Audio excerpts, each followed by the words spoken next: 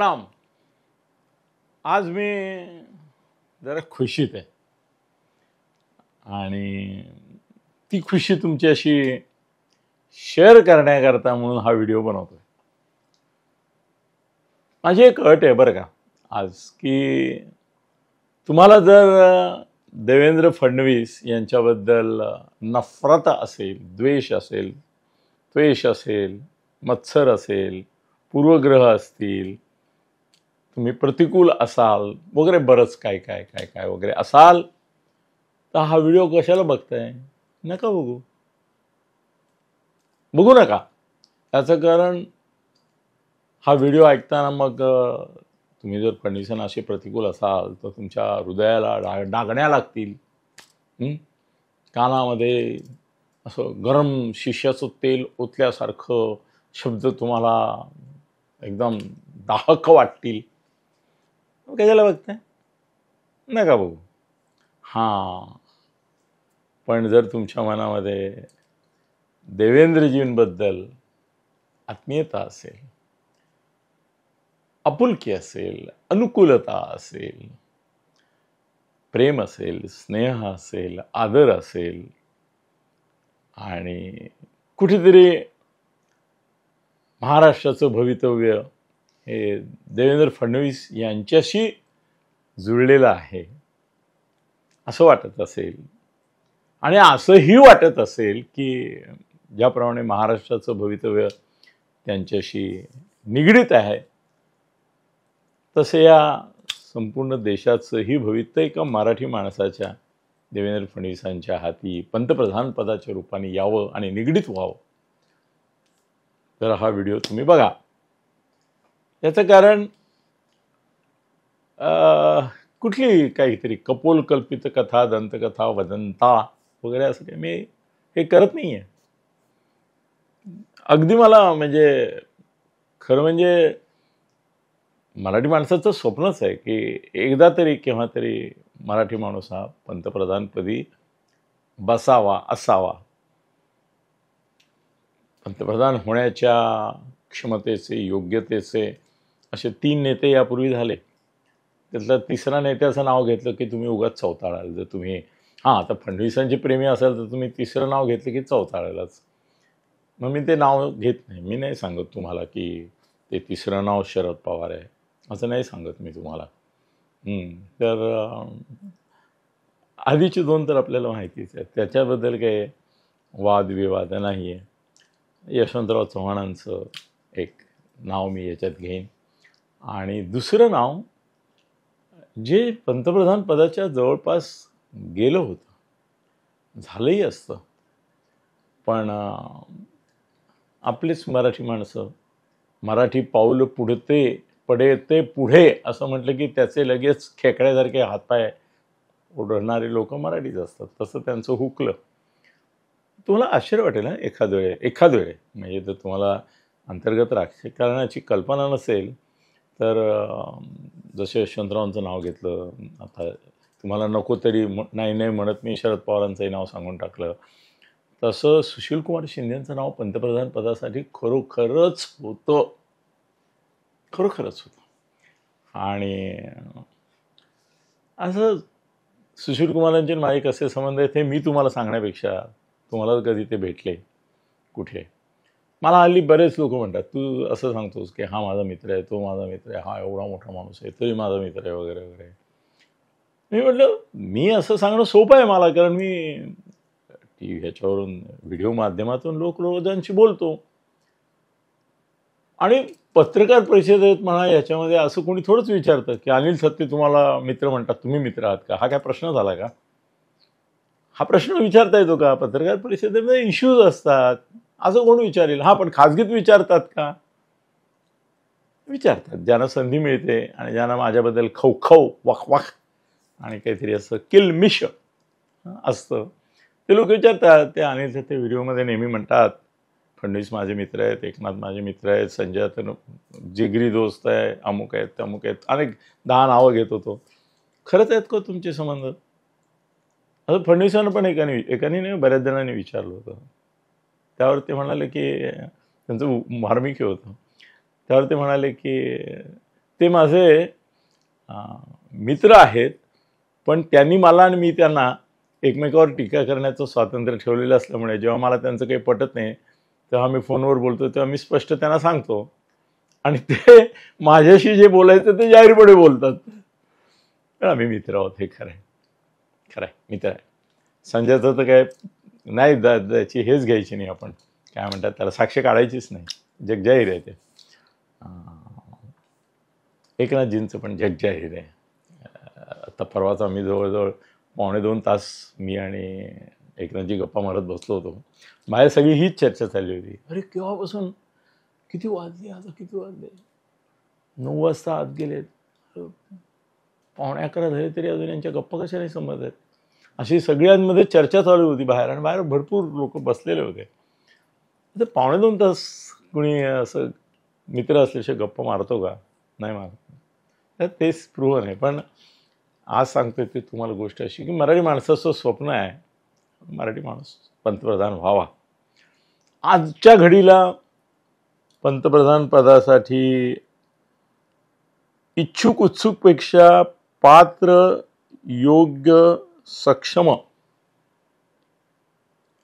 असं कोण आहे या प्रश्नाचं उत्तर दुसरं येतच नाही, येणारच नाही. शरद पवारांचं नाव त्यांच्या पक्षाचे लोकही घेणार नाही, अजितदादाचं घेणार नाही. एकनाथजी जरी आपल्याला आवडत असले तरी राष्ट्रीय पातळीवरचे ते नेते नाहीत. कोण आहे? एकच ध्रुव तारा, देवेंद्रजी, दुसरं कोणी नाही. हां, पण मी जरा थोडा आज खुशीत आहे असं तुम्हाला म्हटलं, कारण संघ परिवारातल्या एका मातब्बर नेत्याकडून काही गोष्टी मला ऐकायला मिळाल्या आणि त्या ऐकून बाहेर पडल्यापासून मला असं झालं होतं आता कधी व्हिडिओ बनवतो. आणि त्यांचं नाव न घेता मला हे सांगायला परवानगी, कारण मी त्यांना म्हटलं की एवढी मोठी बातमी काय माझ्या पोटात दडून राहणार नाही. तुम्हाला वसंत बापटांचं एक वगनाट्य होतं, बिनबियाचे झाड. त्या बिनबियाचे झाडमध्ये तुमच्या पिढीला ते वसंत बापट तरी माहिती आहेत की नाही, कोणाला माहिती, त्यांचं वगनाट्य माहिती आहे की नाही. लीलाधर हेगडे शाहीर त्यांनी ते बसवलं होतं, सुंदर बसवलं होतं. आमच्या लहानपणी म्हणजे तरुणपणी ॲक्च्युली खूप बघितलं मी. तर त्याच्यामध्ये एक हा असतो, काय म्हणतात त्याला, न्हावी, आणि तो राजाची दाढी आणि हे ते करतो. तर एकदा तो असं बघतो तर त्याला हे कापताना केस असं जाणवतं की राजाला गाढवाचे कान आहेत. एकदम एक्साईट होतो. राजा त्याला सांगतो, जर तू बोललास मी तुझी गर्दन उडवीन, हे माझं खाजगी गुपित आहे, खाजगी ठेव. तर ते काय पोटात राहत नाही ना काही लोकांच्या. संजय मला म्हणतो की तू पण त्यातलाच आहेस, तो ज्या कर्तनकाराने, मला वाटतं हल्ली काही त्याने अशी जातीची नावं घ्यायला बंदी असते, तर केश कर्तनालयातील तर कलाकाराने मग काय केलं माहिती आहे, त्याला राहावे ना. तर तो बायकोला म्हणाला, मला एक गुपित माहिती आहे, मला ते नाही सांगितलं तर मी मरेन आता. ती म्हणाले, तिलाही सांगितलं त्यांनी. मग ती म्हणाले, आता आपण एक काम करू, एक खड्डा खणला आणि त्याच्यामध्ये जाऊन ते जोरजोरात ओरडलेले, राजाला गाढवाचे कान, राजाला गाढवाचे कान, आणि त्याच्यावर एक झाड लावून दिलं. आता ह्याच्या तोंडून काही नाही बोललं, पण ते झाड मोठं झालं आणि वाऱ्याची सळसळ आली की त्याच्यातून आवाज यायला लागला त्या झाडामधून, म्हणजे त्याच्या फांद्या आणि त्या ह्याच्यातून, राजाला गाढवाचे कान. तर राजापर्यंत ती बातमी पोहोचल्यावर राजाच्या लक्षात आलं. तर त्या ह्याने कुशल केश कर्तन कलाकाराने सांगितलं त्याला की असं असं झालं, मी ते त्या खड्ड्यामध्ये जाऊन बोललो, त्यातून उडगवलेलं झाडातून आहे. तर तसं माझं झालं आहे कालपासून. काय ना की माझं ते टायटल आहे ना, ते खरं म्हणजे सगळा हा व्हिडिओ सांगून जाणार आहे की राष्ट्रीय स्वयंसेवक संघाचे मस्तक आणि देवेंद्र फडणवीस हे त्यांचे हस्तक.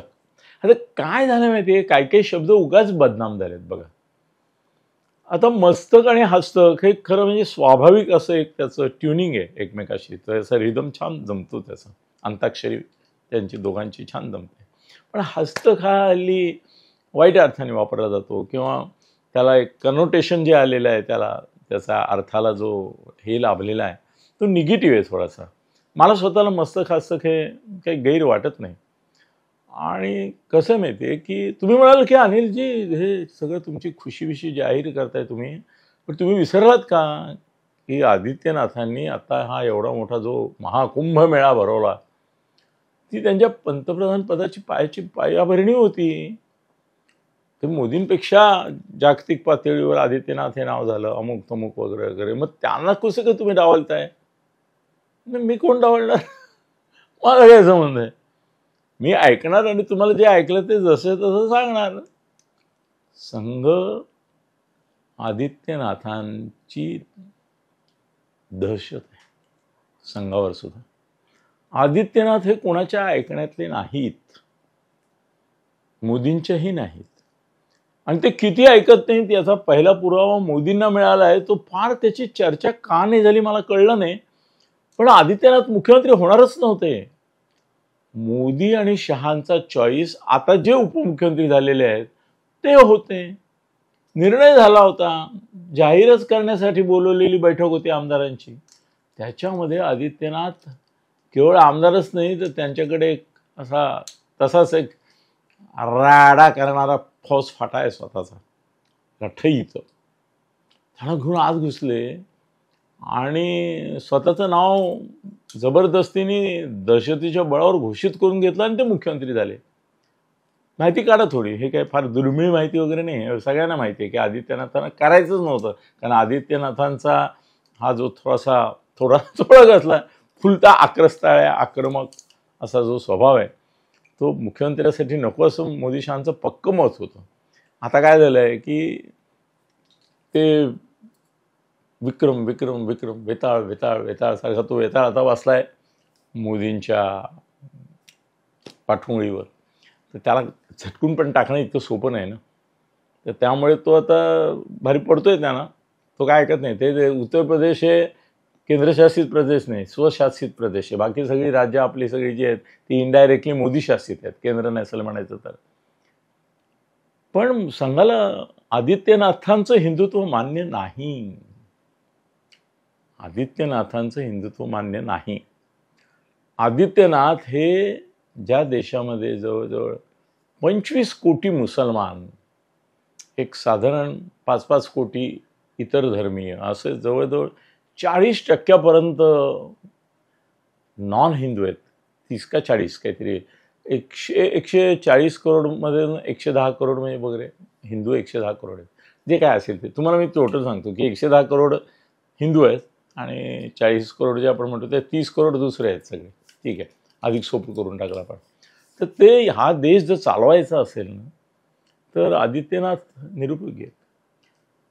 त्यांची रिप्युटेशन जी आहे ना ते आपल्या हिंदूंना आवडते. मस्त बुलडोझर चालवला, अरे वा याला उडवूनच टाकला, याला काय मीडिया समोर गोळ्या घातल्या. ते पंतप्रधानपदी नाही चालत, ॲक्च्युली मुख्यमंत्रीपदी पण चालत नाही.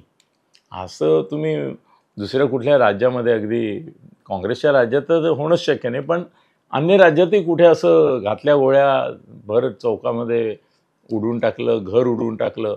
आत्ता थोडंसं तिकडले संस्कार फार प्रभावी ठरल्यामुळे आपण कोणाकोणाची खोक्याची, बोक्याची, नोक्याची वगैरे घरं त्याच्या कुटुंबियांचा संबंध नसतानाही बुलडोझर घालून आदित्यनाथांचा आदर्श थोडा गिरवतोय.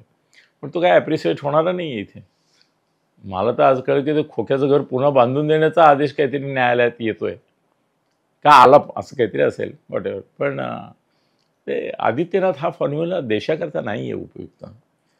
तो UP करता सुद्धा उपयुक्त नाही ठरणार. बघा पुढल्या निवडणुकीमध्ये कदाचित उत्तर भारतात किंवा उत्तर प्रदेशमध्ये म्हणायचं आहे मला, उत्तर प्रदेशमध्ये कदाचित आदित्यनाथ जर कंटिन्यू राहिले, असं म्हणतायत की त्यांना 2 वर्षानंतर हटवणार आणि उरलेली 3 वर्ष दुसऱ्याकडे उत्तर प्रदेश सोपवणार. आता त्यांची 2 वर्ष झाले की ते केंद्रात घेतील त्यांना असं इकडे इकडे तर सोडणं मोकळं बरोबर नाही ना. अशांना ठेवावं लागतं, कुठेतरी अडकवून ठेवायला लागतं. तर आदित्यनाथ इज आउट ऑफ काय रेस नाव. म्हणजे कुंभमेळा वगैरे ठीक आहे, ते व्यवस्थापन कौशल्य परत प्रोफेशनल कंपन्यांचंही होतं याच्यामध्ये. आदित्यनाथांनी परवानगी दिली त्यांना, ओके. पण आदित्यनाथ हा फॉर्म्युला या देशामध्ये चालणारा नाही. मग कोण चालणार आहे? मोदीसुद्धा आदित्यनाथासारखा अतिरेक नाही करत बघा. अमित शहा तर करणारच नाहीत. आणि अमित शहांच्या बाबतीमध्ये फारशी चर्चा न होणारा मुद्दा आहे की नाही, ते काही नाही, मी कारण सांगणं योग्य होणार नाही मला. त्या का ते पंतप्रधान होऊ शकत नाहीत मोदींनंतर, याचं काही कारण आहेत. पण कदाचित त्याच्यामुळे माझ्या बोलण्यातून जर औचित्यभंग झाला, असं काहीतरी माझ्याकडून एक गौप्यस्फोटात्मक किंवा काहीतरी मी बोललो की ज्याच्यामुळे लोक म्हणतील आम्हाला माहीत नव्हतं, तर व्हॉट एव्हर इट इज. पण अमित शहा ह्याच्यात नाही तर रेसमध्ये. हे एवढं माझं वाक्य तुम्ही लक्षात ठेवा. जेव्हा केव्हा घटना घडतील, काय घडतील, त्यावेळेला मनात कुठेतरी आठवण राहू द्या की अरे अनिलजींनी सांगितलं होतं. आदित्यनाथ नाही आणि अमित शहा पण नाही. दोघांची कारणं वेगळी होती, पण एकूण ते नव्हते. आणि मी हे तर सांगितलंच तुम्हाला की मोदी 75 वर्षाचे झाले म्हणजे ते लगेच राजीनामा देणार नाही आहेत. ते ही टर्म पूर्ण करणार आहेत 29 पर्यंतची. कदाचित, गॅरंटी नाही, पण एखादं वर्ष आधी ते कदाचित देवेंद्र फडणवीस यांना आणतील इथे. आता तुम्ही ना, आता थोडंसं मी परवा माझ्या काही मित्रांना पण म्हणालो की आता आपण महाराष्ट्रामध्ये देशाचा पंतप्रधान होण्यासाठी एक योग्य, पात्र, सक्षम, बुद्धिमान, युक्तिवान असा आणि प्रतिमा असलेला असा एक नेता देवेंद्रांच्या रूपाने आहे. हे समीकरण, हे नॅरेटिव्ह आपण मान्य करून आपण ते पसरवलं पाहिजे. देशामध्ये त्यांची प्रतिमा तशी झाली पाहिजे.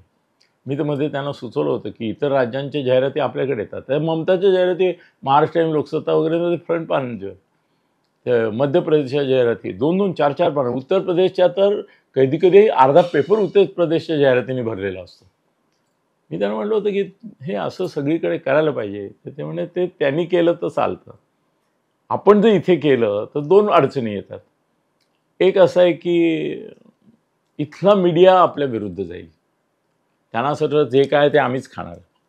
ते खाणार असं नव्हते बोलले. मी ते नेहमी माझं असं होतं, मी कोट करताना माझे शब्द घुसडतो. ते म्हणाले की इथला मीडिया नाराज होईल की तिकडे कशाला एवढं बजेट. आणि दुसरं विरोधक, ते म्हणतील हे काय चाललं आहे नॅशनल इमेज करण्याचं, म्हणजे बाकी सगळ्यांनी केलेलं चालतं.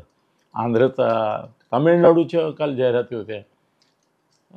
तर पण आपण काहीतरी आता सगळ्यांनी ना एकमताने, शरद पवारांकरता खूप काळ केलं आपण, अशी मशागत ज्याला म्हणतात ती मराठी माणसांनी केली.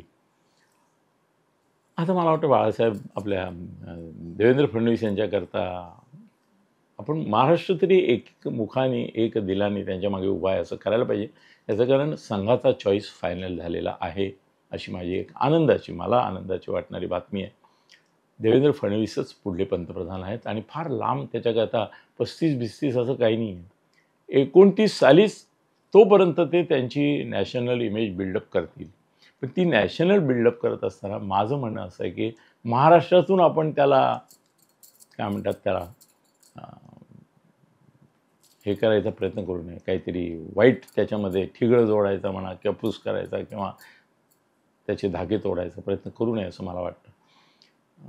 हे फायनल मी सांगतो, ती 4 विधानं लक्षात ठेवा. अमित शहा पंतप्रधान होणार नाही, कारण मी सांगू शकत नाही. आदित्यनाथ यांना संघ करणार नाही, याचं कारण संघालाच ते त्यांच्या पद्धतीचा पंतप्रधान परवडणार नाही. देशालाही नाही परवडणार. संघाला काय परवडतं, देशालाही नाही परवडणार. तिसरी गोष्ट, मोदी कुठल्याही परिस्थितीमध्ये 75 वर्ष जरी त्यांना आता पुढल्या वर्षी पूर्ण होत असली तरी देखील 28 पर्यंत नक्की राहणार. 28 पर्यंत राहणार. आणि त्यानंतर तोपर्यंत आता तुम्ही बघाल पुढल्या काळामध्ये, आता मी बोलतोय तुम्हाला खरं नसेल वाटत, पण मोदीपासून, संघापासून सगळेजण महाराष्ट्रावर केंद्रित करून देवेंद्र फडणवीसांना नॅशनल लीडर बनवतील.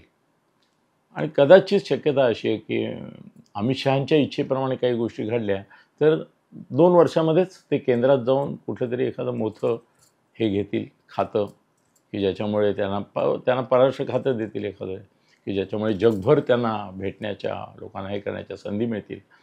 आणि एक आंतरराष्ट्रीय कीर्तीप्राप्त असा मराठी माणूस पंतप्रधान होईल, नाही का. माझ्याकडे हीच बातमी आहे आणि ती खूप आनंदाची आहे, म्हणून मी तुम्हाला सांगितली, तुमच्याशी शेअर केली. आणि संघाचा निर्णय झालेला आहे. संघ कशा पद्धतीने तो डिक्लेअर करेल ते त्यावेळेला बघू आपण. पण मी तर आज डिक्लेअर करून टाकलं. देवेंद्रजी अभिनंदन. आता तुम्हाला 2 सूचना. तुम्ही नॅशनल लीडर होतात, आम्हाला आनंद आहे. पण शरद पवार जेव्हा नॅशनल लीडर होते त्यावेळेला त्यांनी महाराष्ट्रातल्या त्यांच्याच पक्षातल्या काँग्रेस पक्षातल्या लीडरना आणि यांना इतकं अपमानित केलं की त्याच्यामुळे त्यांच्या विरुद्धची लॉबी इंदिरा गांधींच्या काळापासून तर ती राजीवपासून तर सोनियापर्यंत कायम राहिली आणि त्यांची बदनामी करत राहिली. आणि त्यांनी पण खूप चंचलता दाखवली राजकीय. तुमच्या बाबतीत तो चंचलता राजकीय हा प्रश्नच येत नाही. पण इथल्या लोकांना तुम्ही फार दुखावताय. मी नावं नाही घेत, पण तुम्ही सुखावण्यापेक्षा दुखावणाऱ्या लोकांची संख्या जास्त होती आहे. थोडंसं महाराष्ट्रामध्ये आधी एक असा पाया तयार करा. आम्ही सगळे लोक तुमच्या पाठीशी आहोत आणि एक नॅशनल इमेज बनवा. पंतप्रधानपद तुमच्यासाठी संघाने मनातून निश्चित केलेलं आहे. ते जनातून प्रगट झालं तर तुम्ही अधिक श्रेष्ठ असे चांगले पंतप्रधान व्हाल तुम्ही, ज्याची तुलना कदाचित मोदींच्या ऐवजी वाजपेयींशी केली जाईल आणि तो तुमचा खरा सन्मान ठरेल. तुमची तुलना मोदींशी केली तर मला नाही वाटणार तो एवढा सन्मान. मोदींचं महात्म्य मलाही माहिती आहे, पण नाही वाटणार. पण तुमची जर अटल बिहारी वाजपेयींशी तुलना झाली प्रत्येकाला आनंद आणि अभिमान वाटेल. तुम्हाला शुभेच्छा. पण थोडं महाराष्ट्रामध्ये सध्या तरी आहात पण मुख्यमंत्री, तोपर्यंत लक्ष घाला. फार निगेटिव्हिटी तयार होती आहे, अनेक कारणांनी होते. आज इतक्या चांगल्या बातमीच्या बरोबर ती निगेटिव्हिटी होणारी साधारणतः एक 25 कारणं मला माहिती आहेत. ते सांगू शकतो एखाद्या व्हिडिओमध्ये, मी सांगेन. पण तुम्ही आत्मपरीक्षण करा. आम्ही तुमच्या मागे आहोत. धन्यवाद.